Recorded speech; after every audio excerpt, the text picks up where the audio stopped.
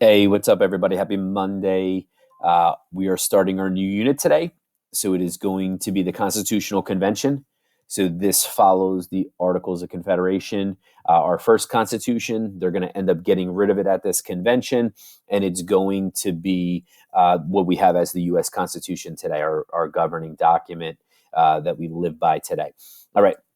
So today's lesson directions, you're going to use Google Slides presentation, and you are going to use attached links in this document, and you're going to take notes.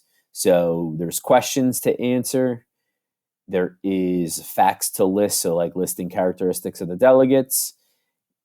Use some of the links, why was James Madison considered the father of the Constitution? Explain a quote from George Washington, and then find out. This is just the beginning. So it's kind of an introduction to the Constitutional Convention. So Virginia plan, New Jersey plan, you can click on those links. You could use my Google Slides as well to help you. And then the last thing you're going to do today for class is on the next page. So you're just going to hit enter, enter, enter, and you are going to create like a cartoon illustration advertisement promoting the New Jersey plan or the Virginia plan. You could pick either one. I want you to come up with a caption, some detailed facts, pictures, and a summary to go with it. It should be positive. It should be promoting the New Jersey plan or the Virginia plan. All right, so let's get started with the actual convention itself. We have here at Independence Hall, so we take a look at this building right here. This is Independence Hall. This is the location where the signers of the Declaration of Independence were. The First and Second Continental Congress met here and what to do about the British.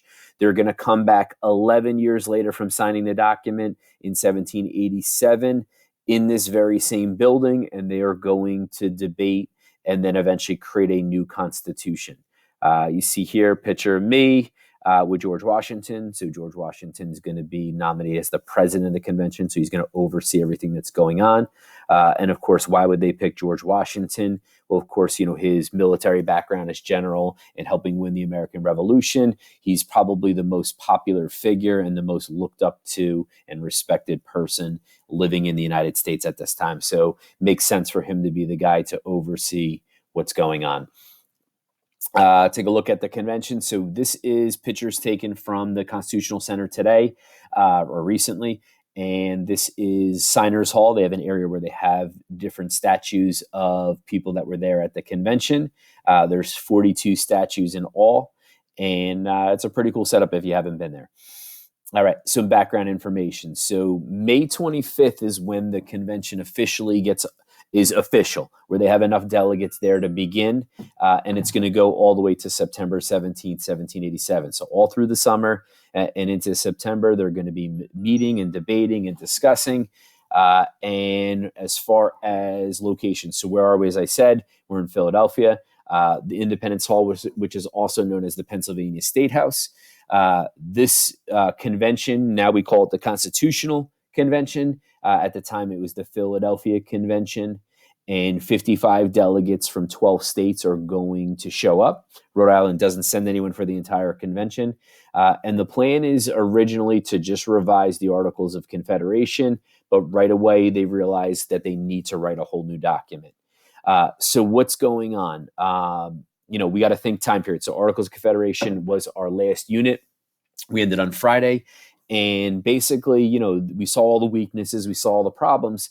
So they start looking at events like Shays' Rebellion and how there's just, the economy struggling and how, people are in an outright revolt and changes need to be made. So they called for this place in Annapolis, Maryland. They called the Annapolis Convention. So Alexander Hamilton, James Madison, some delegates from New Jersey, Pennsylvania, Delaware will also show up.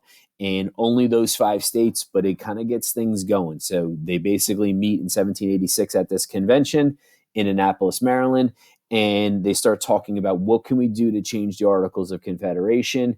And it's a result from that convention that they set up, hey, let's meet next May in Pennsylvania, and we could kind of maybe start trying to make some major changes.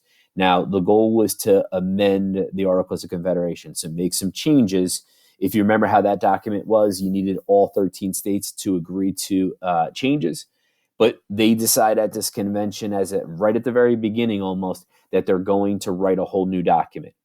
Now, they didn't want the average American citizen to know what they were doing.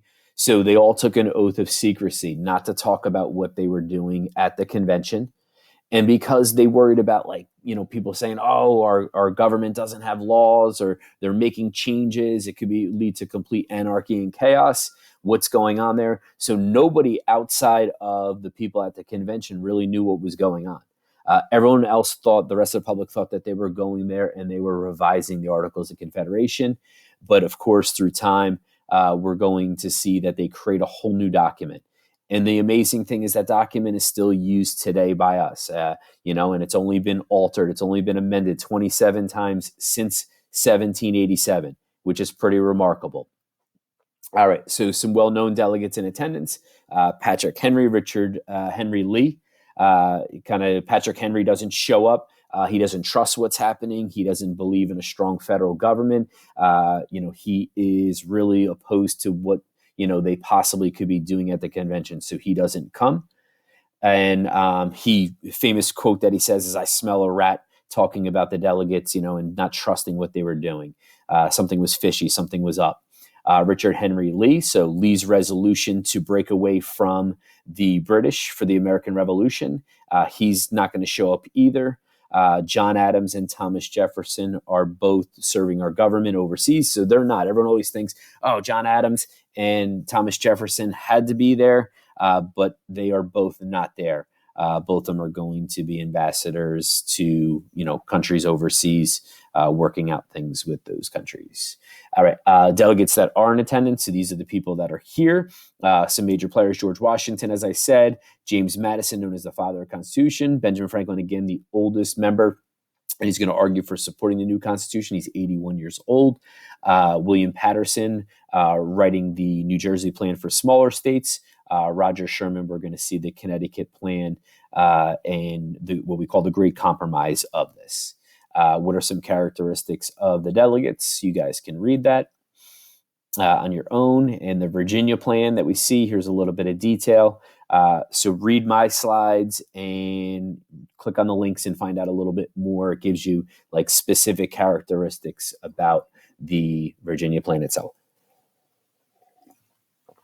And the New Jersey plan here as well. You can go through the slides at your own speed and take notes on the convention notes. Okay. And the plan is for tomorrow, Tuesday, we will continue the convention and continue working on it. All right. So taking notes and creating some type of advertisement for the New Jersey and Virginia plan. One or the other, sorry. All right. Wish you guys a good day, and I'll catch up with you guys tomorrow. All right. If you have any questions, you know where to find me: Google Classroom. Send the question, and make sure you always turn in your assignments. Okay. All right, guys. Be well. I'll talk to you soon. Bye-bye.